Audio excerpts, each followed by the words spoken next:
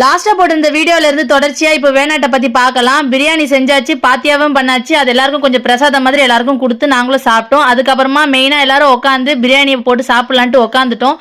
உண்மையிலேயே சொல்றாங்க, அவ்வளோ சூப்பரா இருந்தது பிரியாணி.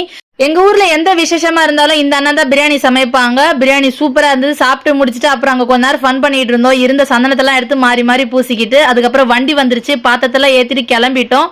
அவ்வளவுதான், போட்ல ஏறியாச்சு. ஒரு போட்ல நாங்களும், அதே மாதிரி இன்னொரு போட்ல ஜென்ஸரும் ஏறிக்கிட்டாங்க. எங்க போட்ல கொஞ்சம் பேர் தான் ஜென்ஸ் இருந்தாங்க, மீதி எல்லாரும் அங்க ஏறிக்கிட்டாங்க.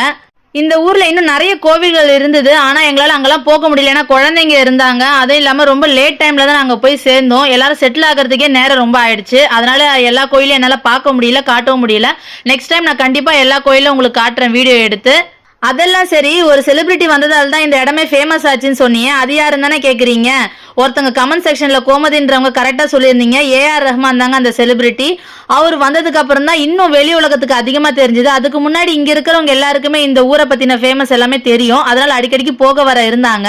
ஏஆர் ரஹ்மான் வந்த பிறகு இன்னும் கொஞ்சம் இந்த ஊர் பிரபலமாச்சு. அங்க ஒரு ரூமே கட்டியிருந்தாங்க. கொஞ்சம் ஒரு ரிச்சான ஒரு பங்களா மாதிரி தான் இருந்தது. அங்க வந்து அவர் வந்து தங்குற கெஸ்ட் ஹவுஸ்னு சொன்னாங்க. நிறைய பேர் இந்த கோயில் எங்க இருக்குன்னு கேட்டீங்க. இது ஆந்திராவில் இருக்கு. இந்த ட்ரிப் எங்களுக்கு உண்மையிலே ரொம்ப ரொம்ப பிடிச்சிருந்தது.